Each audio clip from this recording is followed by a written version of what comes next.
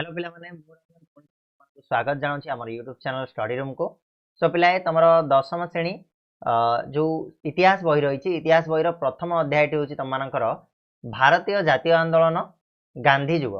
ठीक अच्छे, अर्थात गांधीजी जन्म ठारू नहीं गांधीजी मृत्युवरण कला पर्यंत जेति जो समय सीमा रही से टाइम लाइन भितर जहाँ सब घटनावली घटी से सबू जिन को आम कवर करवा ये जो प्रथम अध्याय गांधी जुगरे। ठीक अच्छे, तो तार प्रथम पाठटी रही तुम मानकर भारतीय जातीय आंदोलन में गांधीजी आविर्भाव। अर्थात आम जो ये पाठरे कौन कौन पढ़ा कौन कौन कवर करवा ना गांधीजी केमिति आमर जो जातीय आंदोलन चलता माने स्वाधीनता आंदोलन जो आमर चलीथिला से स्वाधीनता आंदोलन में गांधीजी केमिति आविर्भाव होता बा केमिति तांकर योगदान थिला, केमिति से एथिरे एक्सपोज होते से जिन गुड़ा को आम डिस्कस करवा। ओके, सो वीडियो को लास्ट जाए देखिए, जब वीडियो पसंद आसे लाइक कर, चैनल जब नुआ अच्छे ताले सब्सक्राइब करनब और बेल नोटिफिकेशन को ऑन करनब। ठीक अच्छे बोले, तो आरंभ करवा भारतीय जातीय आंदोलन गांधीजी आविर्भाव कथा।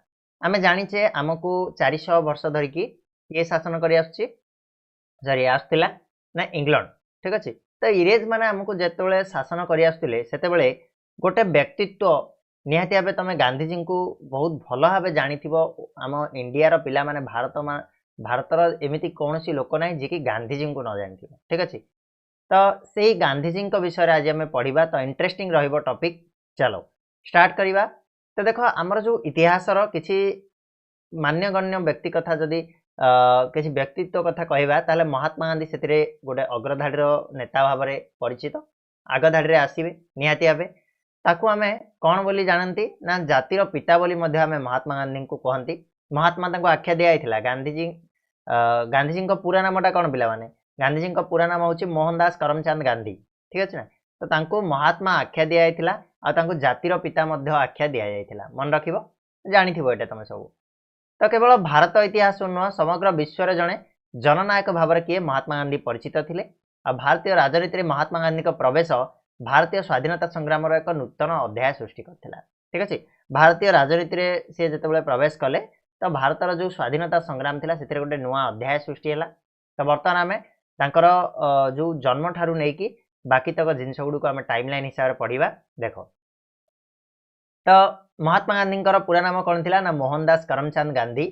से 1869 ख्रीष्टाब्द अक्टोबर 2 तारिख में गुजरातर पोरबंदर नामक जगार जन्मग्रहण करते। ठीक अच्छे, जन्मस्थान हूँ कौन ना गुजरातर पोरबंदर। बिट क्वेश्चन आसो से आम लाइन बाय लाइन पढ़ुं, लाइन बाय लाइन ही तुम मैंने पढ़ बही ही पढ़। मुझे कहूनी जे तुम मैंने अन्य टेस्ट पेपर रू पढ़ कौ अलग जगार पढ़, बही पढ़ 100% जेकोसी क्वेश्चन आसू तुम मैंने अटेंड कर। ओके, तो गांधीजी पूरा नाम हूँ कौन ना मोहनदास करमचंद गांधी। गोटे बिट क्वेश्चन होगा से केवे जन्मग्रहण करते 1869 मसीहा अक्टोबर 2 तारिख। आम जानते अक्टोबर 2 तारिख को सब आम कौन गांधी जयंती भाव पालन करूँ।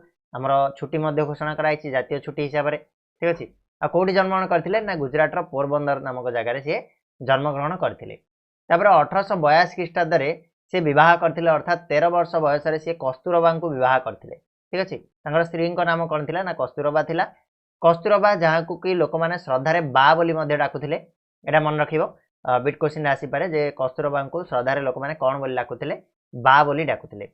आ गांधीजी जहाँ सब कार्यकलाप थिला जो राजनीतिक हो कि सी देशपाई लड़वा हो से सबुथिरे किए साथ देते ना तांकर स्त्री कस्तूरबा साथ देते आउ बंदी बहुत थर सी होते। ठीक अच्छे, त्या भितर आम कौन जानले ना गांधीजी पूरा नाम हूँ मोहनदास करमचंद गांधी। 1869 ख्रीष्टाब्द अक्टोबर 2 तारिख में सी जन्मग्रहण करते। सहित कौटी जन्मग्रहण करते ना गुजरातर पोरबंदर नामक जगह जन्मग्रहण करते। 1882 ख्रीष्टाब्द से कस्तूरबा को बह करते 13 वर्ष बयस। जदि भी केतबेले पचारे जे गांधीजी केते वर्ष बयस बह करते तो 13 वर्ष बयस बोली कह हिसाब कर दो ना 69 रु 82 13 वर्ष हेनी। ठीक अच्छे, नेक्स्ट जी आम आसला 1888 ख्रीष्टाब्द को पलैबा। 1882 सी बह कले। 1888 अक्टोबर मसरे गांधीजी बारिस्टर पढ़ापी इंग्लैंड यात्रा करते। ठीक अच्छे, 1888 अक्टोबर मसरे से बारिस्टर पढ़ापी, बारिस्टर कहले वकिलाती पढ़ापी कि कड़े गले ना इंग्लैंड को जाते। 1891 जून मसरे आईन शिक्षा समाप्ति पर से बारिस्टर भाव में राजकोट और बॉम्बे रे आईन व्यवसाय करते। ठीक अच्छे, 1888 पढ़ापी गले। 1891 पढ़ा शेष होती, आईन शिक्षा सरला।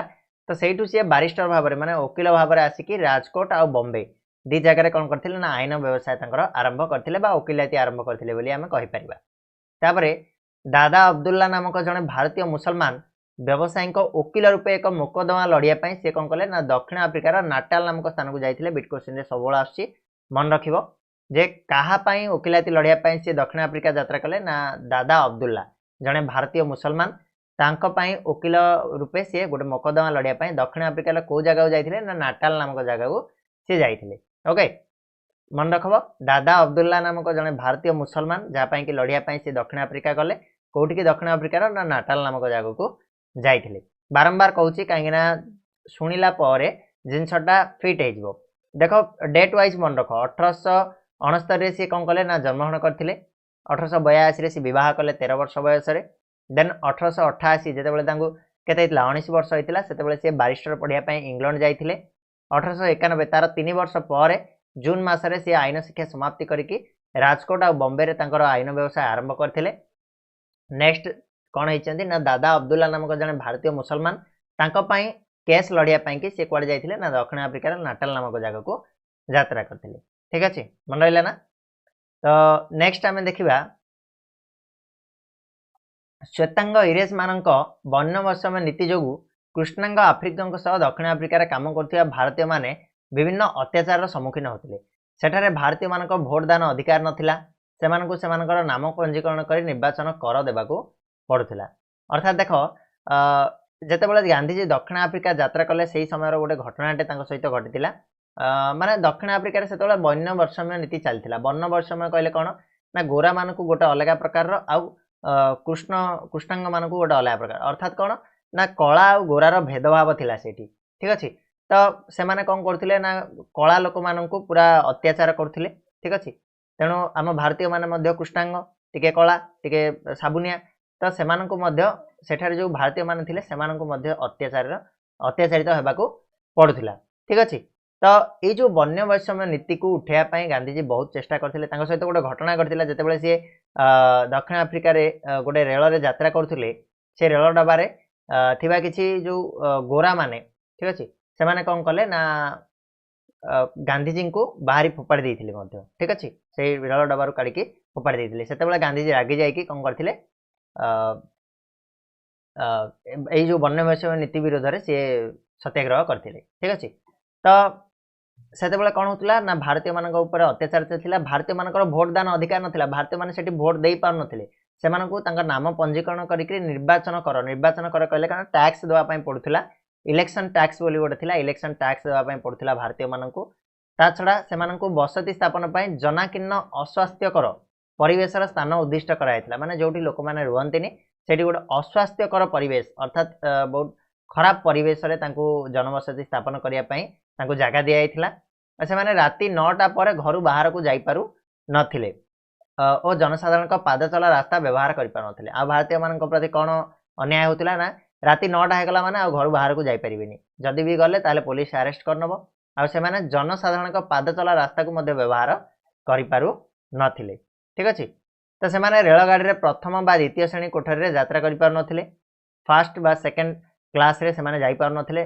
थर्ड क्लास जो डबा थाए सेही क्लास रे ही से माने जाउथिले। आ सेठारे बास करथिया भारतीय व्यवसायी बणिक जहाज मालिक और श्रमिकों को श्वेतांग माने कुली बोली संबोधन करथिले। ठीक अछि तो सेठी जो माने व्यवसाय करथिले भारतीय माने से बणिक हुंतु जहाज मालिक हुंतु बा श्रमिक हुंतु से समस्त को जो गोरा माने श्वेतांग माने कोन करथिले ना कुली बोली डाकुथिले। एटा गोटे इंपोर्टेंट पॉइंट माने रखिबो। ठीक अछि व्यवसायी बणिक जहाज मालिक और श्रमिक मानकु श्वेतांग माने कोन बोली डाकुथिले साउथ अफ्रीका रे ना कुली बोली संबोधन करथिले एवं नीच दृष्टि से माने देखुथिले। बुझिला ना तो क्वेश्चन आसीबो लॉन्ग क्वेश्चन रे भी आसीबारे जे दक्षिण अफ्रिका रे थिबा भारतीय मानक प्रति कोन कोन सब अत्याचार होतिला से विषय गोटे डिस्कस कर बोली। तो से भितर तुम माने कहबो कोन ना भारतीय मानकु श्वेतांग माने कोन डाकुथिले कुली बोली डाकुथिले। जो व्यवसायी बणिक जहाज मालिक श्रमिक एमानकु कोन ना कुली बोली संबोधन करथिले। ता छडा सेठी भारतीय मानकर भोटदान रो अधिकार नथिला। सेमानकु निर्वाचन टैक्स देवा पई पडुथिला कर देवा पई पडुथिला। ठीक अछि राति 9टा परे से माने घरु बाहरी पार नथिले। पाद चला रास्ता साधारण पाद चला रास्ता को व्यवहार करि पार नथिले। ता छडा सेमानकर कोन होतिला ना गोटे अस्वास्थ्यकर परिवेश दिया जाइथिला रहिया पई जनाकीर्ण परिवेश दिया जाइथिला रहिया पई गोटे जगाटे तांको अलर्ट करा जाइथिला ठीक अछि एतिकी जिंस तमरो जो कौन सब अत्याचार होतिला बोली कहले लेखिबो तापर देखो गांधीजी प्रति कौन होता ना गांधीजी को कचेरी भितर पगड़ी काढ़ी देवा कह जाइथिला थरे से राति 9टार पादचला रास्तार चलुथिबारु पुलिस आक्रमणर शिकार होते गांधीजी प्रति कौन सब अत्याचार होता ना गांधीजी जितेबाला कोर्टे लड़िया जाइथिले केस तो तांकु सेठी कौन ना निजर पगड़टा ओह्लैया कहुला गांधीजी को तापर जितेबाला से पादचला रास्तार राति चलुले से राति 9टार जितेबाला से पादचला रास्ता व्यवहार करते मना थिला तो पुलिस से कौन करथिला ना आक्रमण करथिला काकू गांधीजी को तापर समस्त होटेल तांकु रहिबा को कोठरी देवा पई मना कर देथिले दिने से रेलगाड़ी प्रथम श्रेणी कोठरी रे यात्रा करथिबा समय रे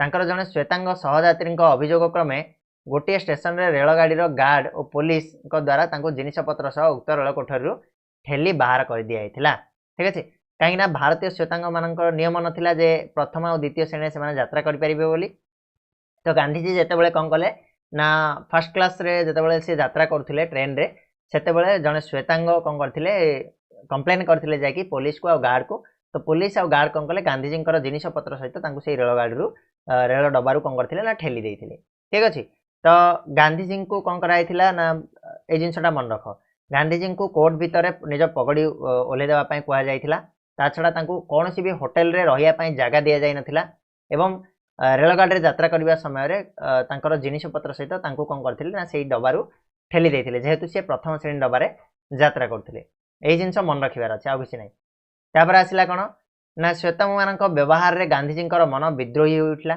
माने सी संभाली पारे जे एमती कौन व्यवहार गोटे ना कि तो मन विद्रोही होता सेठारे भारतीय मान मध्य सी राजनैतिक सचेतनता जागृत करने गांधीजी 1894 नाटाल भारतीय कांग्रेस नामक एक राजनैतिक अनुष्ठान गठन कले आ श्वेतांग मान अत्याचार संबंध में जनसाधारण को अवगत कराया इंडियन ओपिनियन नामक एक संवाद पत्रिका प्रकाश करते कौटी पिला माने ना दक्षिण आफ्रिका रे जेतेबेले गांधीजी प्रति गांधीजी देखले यही सब अन्याय भारतीय मान प्रति हो चलती तो गोटे मन गोटे विद्रोही उठला से कौन कले ना भारतीय मान राजनैतिक सचेतनता देवाई जे आमर मध्य अधिकार अच्छी जागृत करने गांधीजी कौन कले ना 1894 मसीह नाटाल भारतीय जातीय भारतीय कांग्रेस ठीक अच्छे 1894 मन रख डेटा 1894 मसीह नाटाल भारतीय कांग्रेस नामक गोटे राजनैतिक अनुष्ठान गठन करते कौटी गठन करते साउथ आफ्रिका गठन करते ठीक अच्छे दक्षिण आफ्रिका आ से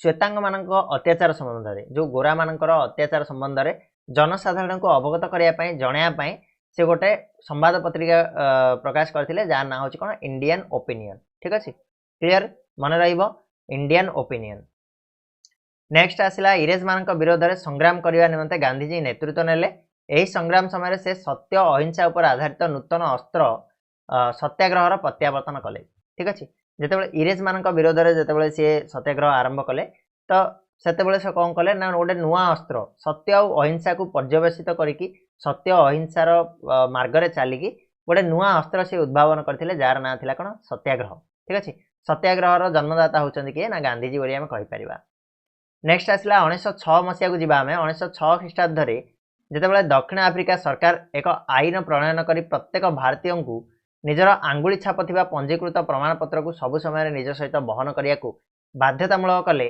गांधीजी उक्त आईन विरोध में आंदोलन कले आई आंदोलन में प्रथम सत्याग्रह अस्त्र प्रयोग करथिले ठीक अच्छे तुमको क्वेश्चन आसीबो जे गांधीजी केतेबेले प्रथम सत्याग्रह अस्त्र को प्रयोग करथिले केतेबेले ना जेतेबेले कौन है ना 1906 मसीह दक्षिण आफ्रिका सरकार गोटे नुआ नियम आनिला जे जो माने भी भारतीय माने अछंती प्रत्येक भारतीय निजर आंगुली छाप थिबा पंजीकृत प्रमाणपत्र माने जेमिति हमर एबे गोटे इंडिया रे कोन आधार कार्ड हे जाईची सेमिति आंगुली छाप अर्थात कौन टिप चिन्ह थिबा गोटे प्रमाणपत्र सबुबले धरिकी बुलिया पई से कहला निज सहित धरिकी बुलिया बाध्यतामूलक बोली जेतेबेले आईन करदेला सेतेबेले गांधीजी से आईन को कौन करथिले ना विरोध करथिले आउ से आईन को विरोध करिया पई जायकी से प्रथमे सेठी कौन करथिले ना सत्याग्रह अस्त्र को प्रयोग करथिले मन रहइबो केबे सत्याग्रह अस्त्र को प्रथम करके प्रयोग कले ना 1906 मसीह क्या विरोध में ना दक्षिण आफ्रिका रे जो आईन प्रणयन होता है भारतीय मान निजर आंगुली छाप प्रमाणपत्र को सब धरिकी बुलिबे सेटा बाध्यतामूलक आईन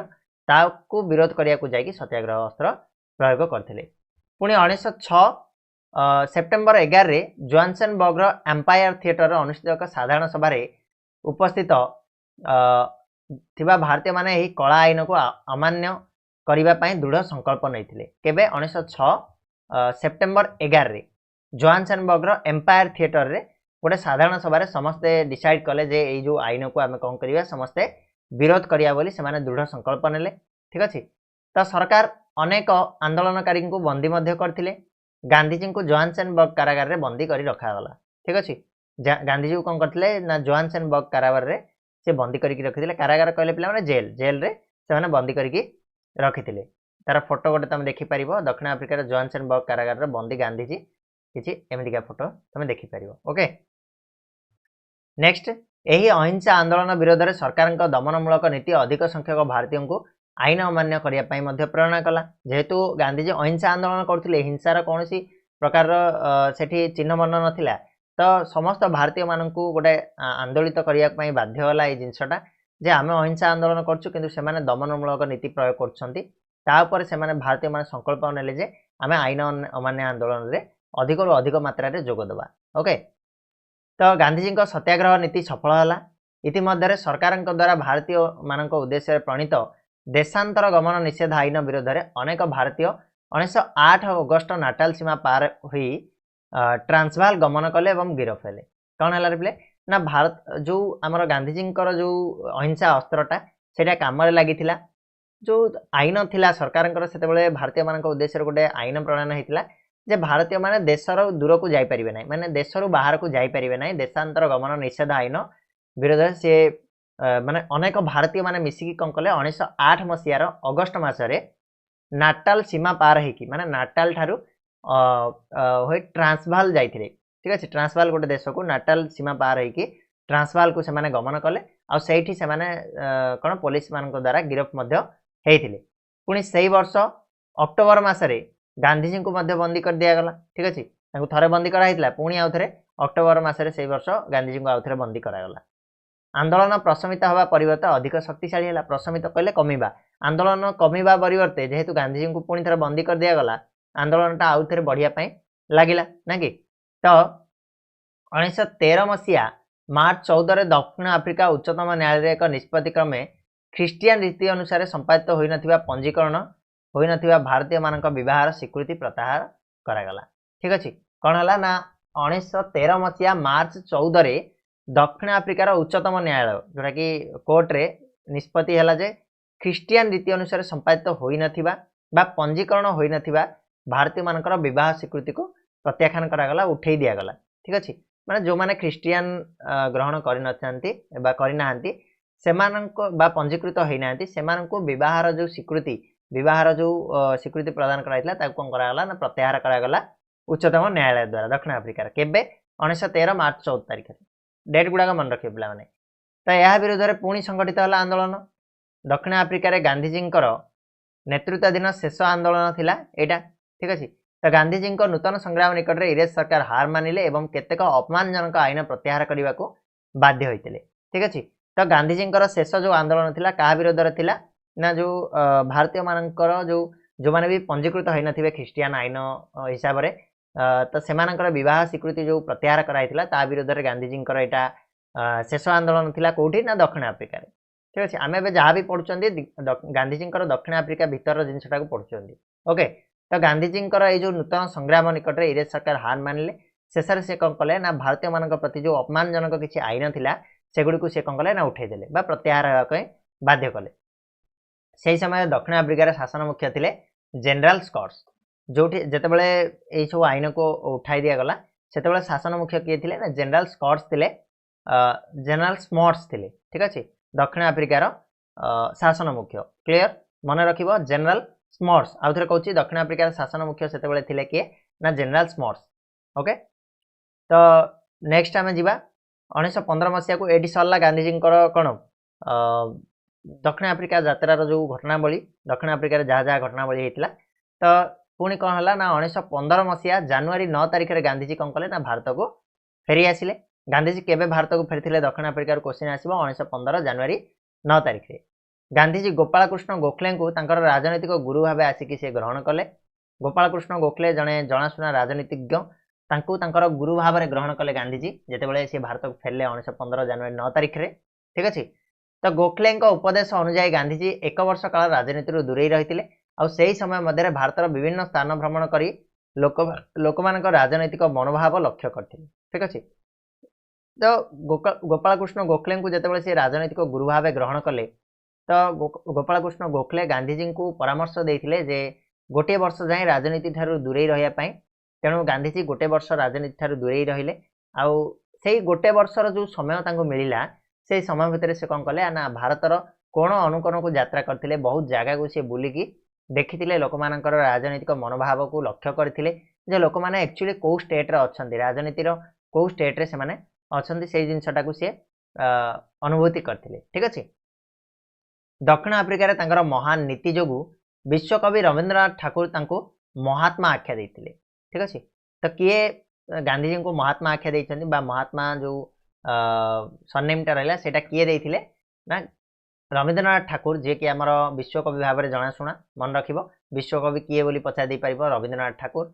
महात्मा आख्या किए देते गांधीजी को रवींद्रनाथ ठाकुर देते रवींद्रनाथ ठाकुर जी कि आमर जातीय संगीत लिखिं जानी तुम मैंने ना ना तो कौन पाई देते ना दक्षिण आफ्रिकार जेहेतु गांधीजी महान नीति से जो अहिंसा नीति प्रयोग करी दक्षिण आफ्रिकार सब भारतीय विरोधी आईन विरोध लड़ी से रवींद्रनाथ ठाकुर महात्मा आख्या देते ओके।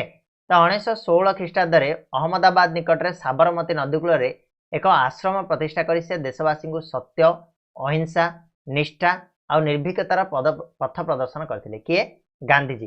केबे साबरमती आश्रम प्रतिष्ठा होता कहले 1916 मसीह कौटी होता ना अहमदाबाद निकट में साबरमती नदीकूल से आश्रमता प्रतिष्ठा होता तार ना हूँ साबरमती आश्रम पिला मन रख 1916 मसीहा अहमदाबाद निकट में साबरमती नदीकूल गोटे आश्रम प्रतिष्ठा होता जार ना हूँ साबरमती आश्रम से किए से प्रतिष्ठा करते महात्मा गांधी प्रतिष्ठा करते और से देशवासी को सत्य अहिंसा निष्ठा और निर्भीकतार पथ प्रदर्शन करते निर्भीकता कहले कौन ना निडर हवा ठीक अच्छे। तो गांधीजी मतर सत्याग्रहर अर्थ भीरुता नुहे सत्याग्रह हूँ सत्य प्रति आग्रह ठीक अच्छे। गांधीजी कौन कहते ना सत्याग्रह करने अर्थ जे आम डरू ना जे आम सत्याग्रह कले माने आम अहिंसा करवा अहिंसा कले आम कौन डरिकी अहिंसा कर ना से नुह सत्याग्रहर अर्थ हूँ सत्य प्रति आग्रह बा गोटे शांतिपूर्ण आंदोलन बोली आम कहीपर ठीक अच्छे।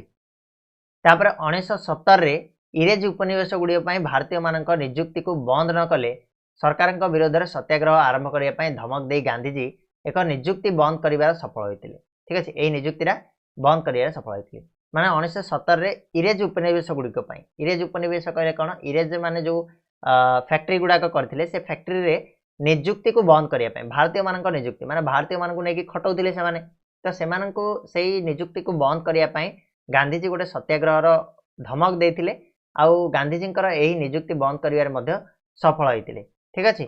प्रारंभिक स्तर में जो आरंभ जो आंदोलन गुड़ाक जेहेतु सफलता पाई तेणु करके से पूरा भारत में प्रसिद्धि लाभ कर देते ठीक अच्छे। से जो आंदोलन करते आरंभ ही जमी आम पढ़ले बर्तमान जे साउथ आफ्रिकार जो आंदोलन गुड़ा कले से गुड़ाक से सफल होते तापर पर आसिकी सरकार विरोध में जो आंदोलन करते से गुड़ाक सफल होते छड़ा आउ कि आंदोलन अच्छी इंपोर्टाट आंदोलन अच्छी विषय आम नेक्स्ट वीडियो आलोचना करवा वीडियो लंबा हम बुझाटा असुविधा हम इतिहास गोटे बिजारिया पाठ किंतु बहुत इंटरेस्टिंग पाठ ठीक अच्छे। आम भारतर पूर्व जिनस गुड़ा आम जानापी बहुत इंटरेस्ट लगे तो इंटरेस्ट देकी जदि गप शुणला भाया शुणा पाने ताहले आराम से मन रही पार इतिहास को जो तुम इतिहास बोली भाव ताहले तुम मैंने बिजारिया हो ओके।